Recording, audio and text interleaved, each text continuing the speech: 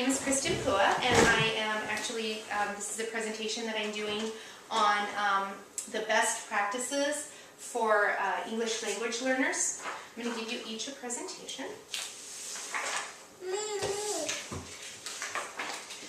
You can share with me. And just really quick, I'm going to go over what we're going to be doing, what we're going to be discussing today. The first thing, obviously, we're going to be talking about the overall presentation is the best educational practices for English language learners. We're going to discuss the challenges that are faced by those English language learners, and we're also going to discuss the challenges that teachers face when they're teaching those learners. We're going to introduce the 3 most common language acquisition programs, which are bilingual education, total immersion, and dual immersion. We're also going to discuss bilingual education. We'll be talking about what it is. We'll be talking about its early roots. We're also going to discuss its pros and its challenges. As well as with full immersion, we'll be talking about what that is, its pros and its challenges. We're also going to discuss dual immersion, what it is, its pros and its challenges, and then at the end we're going to have a conclusion. But before we get started, I actually have a little project that you guys are going to do with your partners. So what I'd like you to do is just do the best you can. I'm going to give you about a minute, maybe 2 minutes to work on this. I'd like you to read the instructions of what it is that you're to do. You might not know all of the words on this, but that's okay. I just want you to do your best to follow the directions. So let me give you each, and I'll give you some pencils. I'm going to give you a minute or 2 to work on that.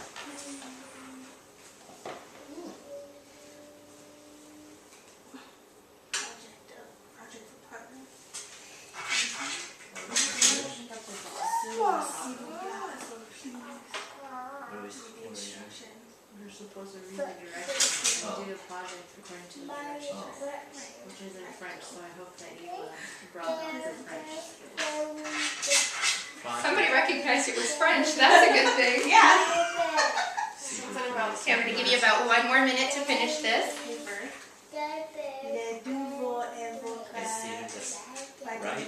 Something about you. And your partner's name on the paper. Return the paper.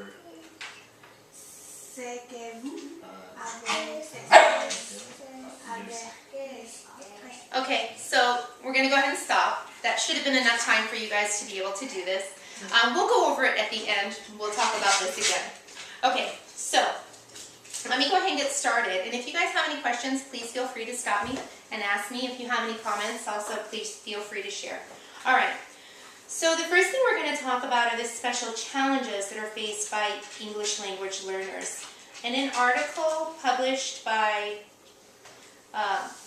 Miller and Pito, they discuss some of these specific challenges.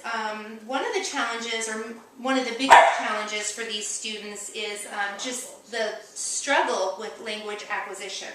Obviously, when you have a child go into a classroom and they've never experienced English before, they've never followed directions, they've never been given directions, they've never conversed in English before, this can be very challenging for them. And it can take many years for them to acquire those English language skills to become completely proficient in the classroom. Another problem that these students often face is a lack of motivation. Because they feel inadequate, they tend to not feel very motivated to participate or really don't feel very interested in their education in an English program. They suffer from issues with self-esteem and also with cultural identity. A lot of times these children come from another country and they're thrust into an entirely different culture from the one that they're accustomed to, and they're being asked to basically change their identity in a mainstream classroom.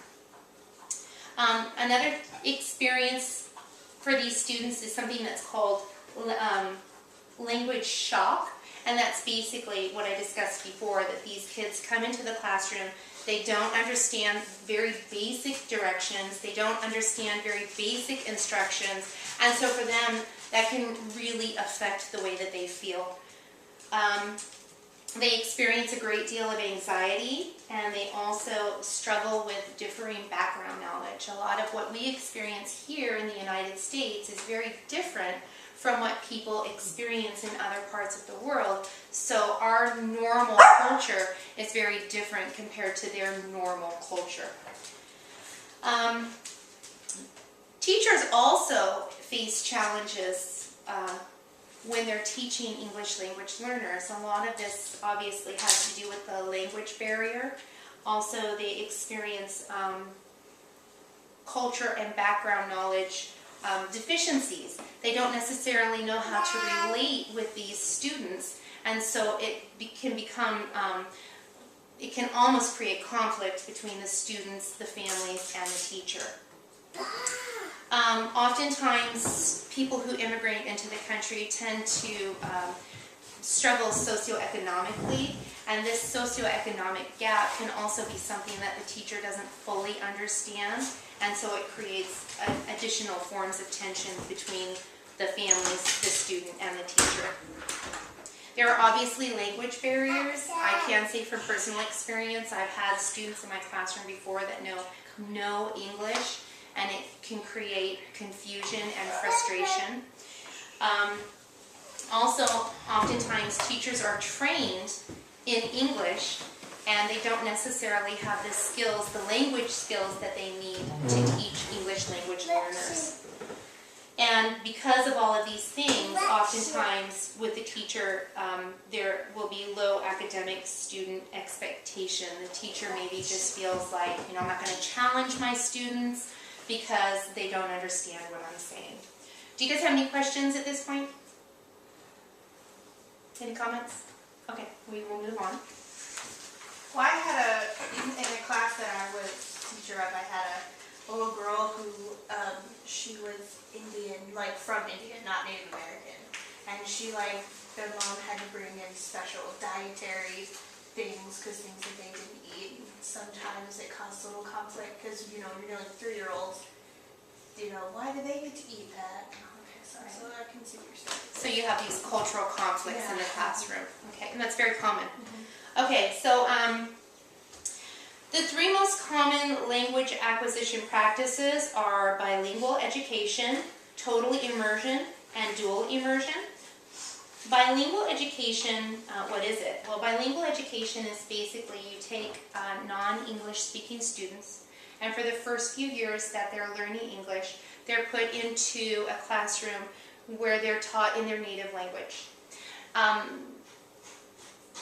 The goal of this is to, as quickly as possible, while they're teaching them in their native language, they're also teaching them English, and the goal of this is to get them into the mainstream classrooms as quickly as possible.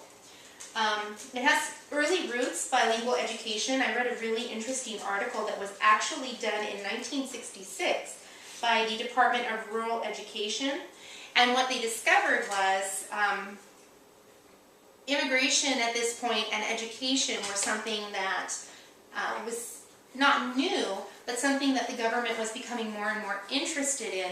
And so they went to a school in New Mexico, and they studied a couple of different schools to see how Spanish-speaking students were adjusting in English-speaking schools. One of the schools that they actually visited was a bilingual school, and they did notice, compared with other schools that were total immersion, that these students had better self-esteem, and they were more likely to graduate from high school.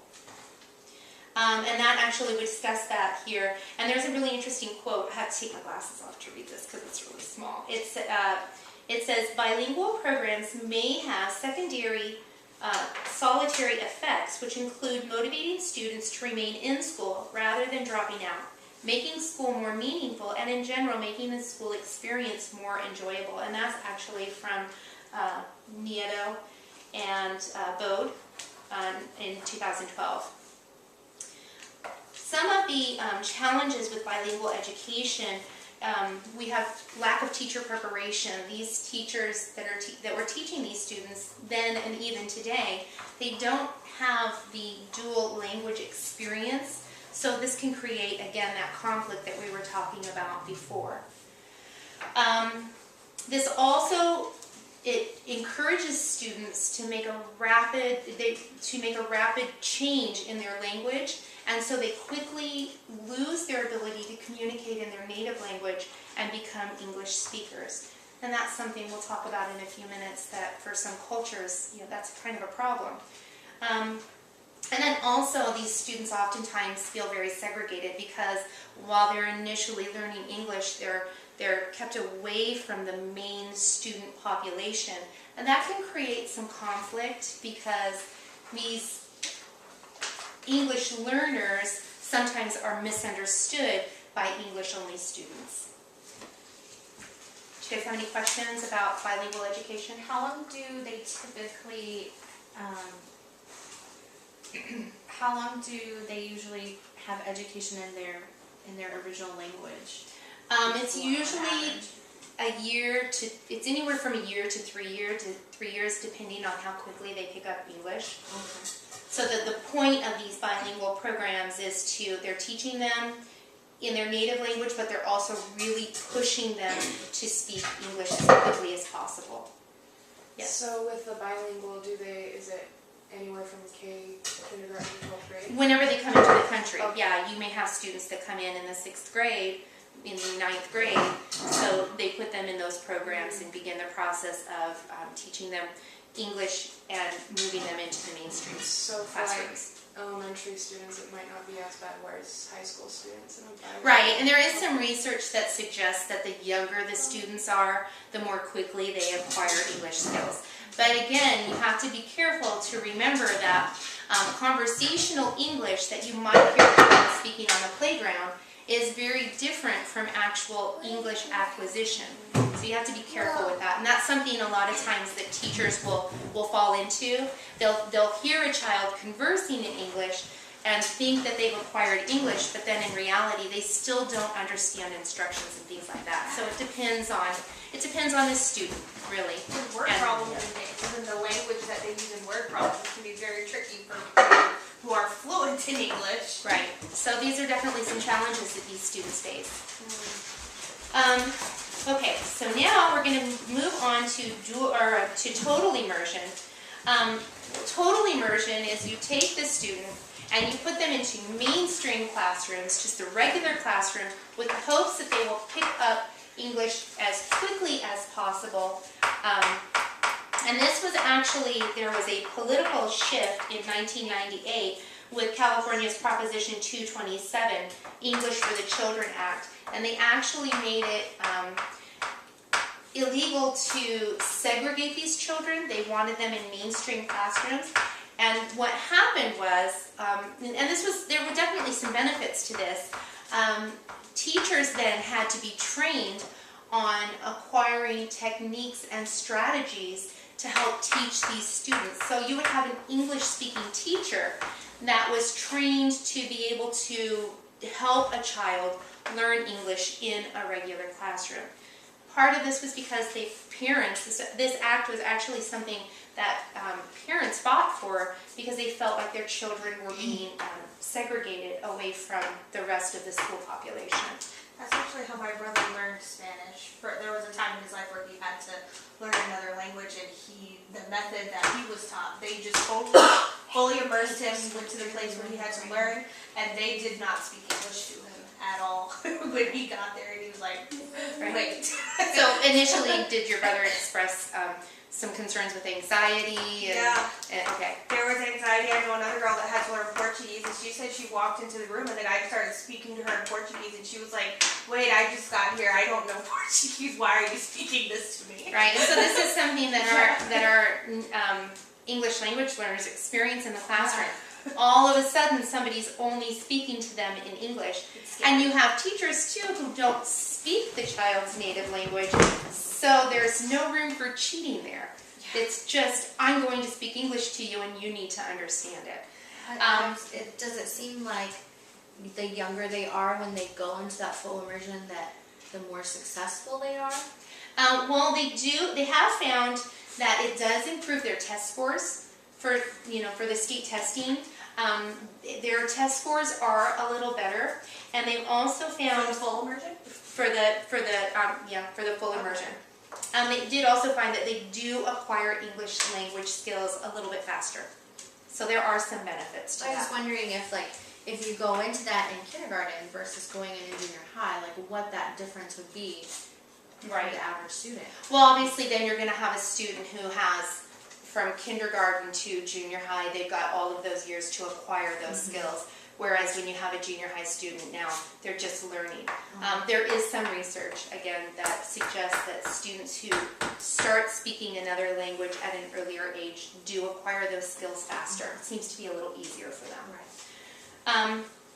Some of the challenges with total immersion is the loss of native language. And this is a concern for a lot of parents and a lot of cultures. So students then begin to lose their ability to communicate reading, writing, speaking in their native language.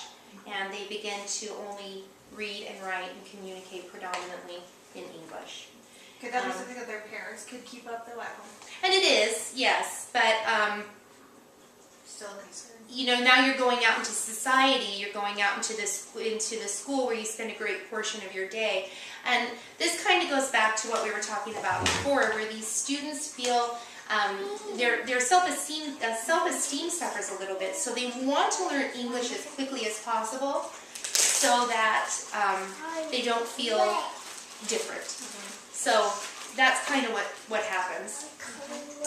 And then again, with the total immersion, there actually is a sense of segregation for these students inside the classroom. They know that they speak a different language, and it can be very stressful for them to be in a classroom where everybody else is speaking English and they don't understand the language. They can't communicate with other students. They can't communicate with the teacher. Okay, so now we get to my favorite. We're actually going to talk about dual immersion. What is dual immersion? Well, there are many schools, even some in the district that I work in, that are set up so that all of the students, English only or English language learners, are taught in 2 separate classrooms and they move as a group. Part of their day they're spent being instructed entirely in English. And then part of their day they receive the exact same instruction in the predominant language. So say 90% of your English language learners are Spanish, they're now learning in Spanish. So your English language learners and your English only students are both experiencing learning in a foreign language.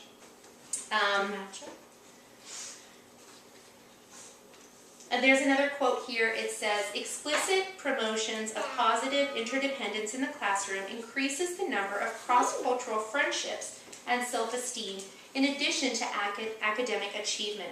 So what happens is a lot of times with these students, now you have your English-only students who when they're being instructed in a foreign language, they're experiencing that same anxiety, that same not knowing. You have a Spanish student who's being instructed in Spanish with an English-only student who's experiencing those anxieties. This creates a sense of camaraderie now between these students. So they understand each other a little better. It creates very positive student attitudes because now, whereas in an English-only classroom, your English-only students are helping your English language learners. Now your English language learners are able to help your English-only students. It also helps with the mastery of the student's primary language. Now these students are being instructed. They're reading, they're writing, they're speaking their primary language. And there have been many suggestions as to students who master their primary language, as in all areas, reading, writing, and speaking, actually become more proficient in English with reading, writing, and speaking. They have much higher test scores, these students who are taught in a dual immersion situation, and they have greater parental involvement. The parents really feel very motivated to be part of the child's education because the language barrier for them does not exist in as great of detail. Definitely creates greater community support and it creates a multilingual society, which I find really interesting because in so many other countries, children are taught more than one language. So it seems to me that this is the best teaching practice because you have English-only students who are learning another language, and you have English language learners who are also learning another language. Some of the challenges that are presented, again, are teacher preparation. I know that in the schools that I visited in the Palmdale School District, the teacher for the kindergarten classes that I visited, the English-speaking teacher does not speak Spanish. So it really doesn't create as much of a problem. She only speaks English. And then her partner teacher, they switch students in the middle of the day. Her partner teacher speaks English, but not to the students. They're only instructed in Spanish. So it's not as much of an issue if you have a good team of teachers. A lot of times, if you have a dual immersion situation where they want all of the teachers to be bilingual, that can create a problem, especially in our society, because for the most part, people in our country typically aren't bilingual. Of course, that's rapidly changing. There's a shift in bilingual opportunities, and what that means is some cultures that have come here worry that if you're taking English-only students and teaching them another language, that's going to take away opportunities for the English language learners. They're now going to be able to get the same jobs where bilingual speakers are required. So for some cultures, for some groups, they're concerned about that.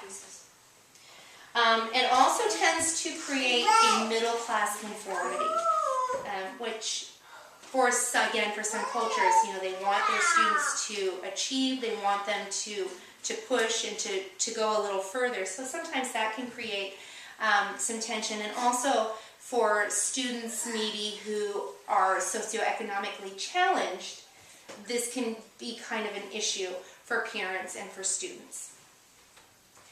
And then also there seems to be some people challenge that there's an unfair use of English as a predominant language. So when students are conversing, say on the playground or in the lunchroom, the conversations tend to be more English than the other language that's being instructed. Well, that's kind of true though, because they're in the United States of America. Right. Like if you were to go to a different country, like the reason why children are taught multiple languages in other countries is because they're bordering different countries. Right. Whereas here we have the luxury, I guess you could say, of that I can go to the next state and they're still speaking English. So it's just kind of like, we do speak English here. Yes, it's good. It's good. I like the dual language though. Like I like the dual. Right. And one of the things too in my research that I discovered is that they're hopeful. People who are really pushing for dual immersion programs are hopeful that these situations will be resolved naturally. Once English-only students are really comfortable with other languages, they'll be more willing to converse in another language. And then also, as far as the shift in bilingual opportunities, well, it really creates a better society for everyone when anybody is able to obtain the same job or the same opportunities because they're both bilingual, equally bilingual. Okay, so my conclusion basically is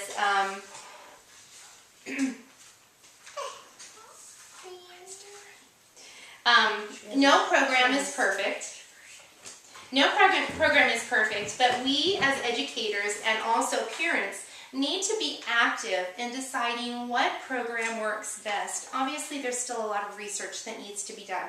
Obviously, as children grow in this society, we'll begin to see how these different programs affect them as adults and their ability to function in society. But as parents and educators, we need to be aware of the different practices, and we need to figure out which ones are best for our students. And so basically that's it. Did you guys have any comments or questions or? What are your thoughts? You know, I never remember being in bilingual education. I know I had to be because when I came to the country I was 6 years old in the first grade.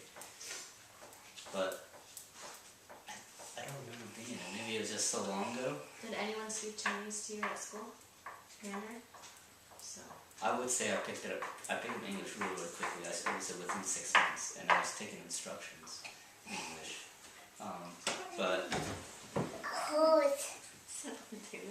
most of the students at the school were also English language learners, so it was like a team effort. So you had the benefit of being educated with other students who were experiencing basically the same things that you were. Yeah, there were no social challenges per se. You know, no one was embarrassed that they didn't know a lot of English. At least that's what I remember. But we were all young, and when you're 6 and 7, you pick up English really quickly. So after 6, 12 months, I don't even remember not knowing English. That's It good. came kind of natural. That's good. And it sounds like you really had the benefit of being surrounded by other students that appreciated, and you guys were able to help each other. So. Yeah. My favorite is the dual immersion of all the kinds that of all the different situations that you brought up, like the dual immersion. Because I work with children in my career, and we always do 2 different languages. We always have everything. It's like a print-rich environment in Spanish and in English. So it's like door, planta, like different stuff like that. So they're always exposed to the different languages because it's important to learn Right. a different language. That's good. And I definitely have to say that as a teacher, I feel that I would promote dual immersion over any other program or practice because I feel like it benefits really everyone involved.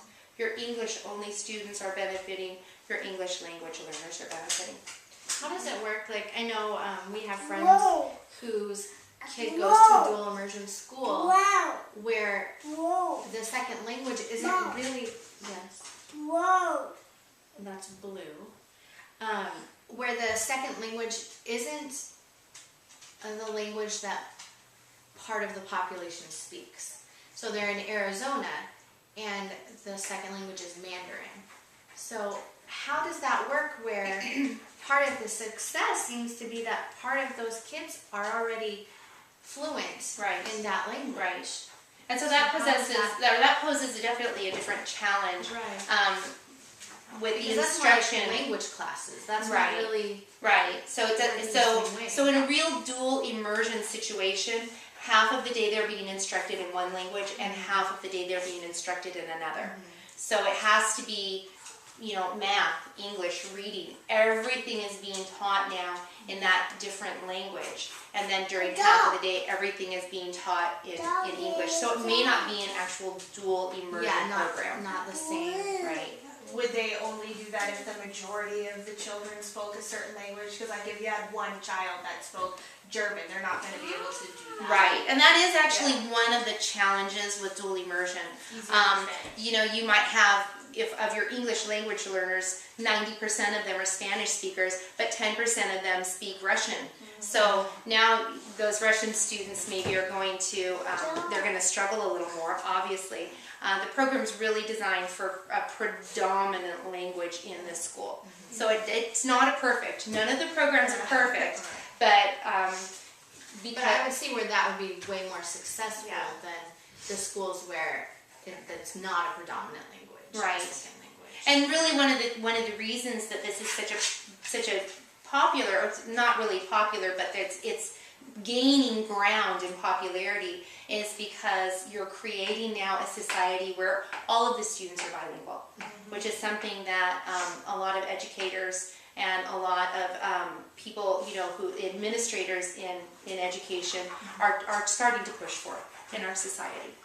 We're kind of one of a few societies where our children speak only one language. So they're trying to change that.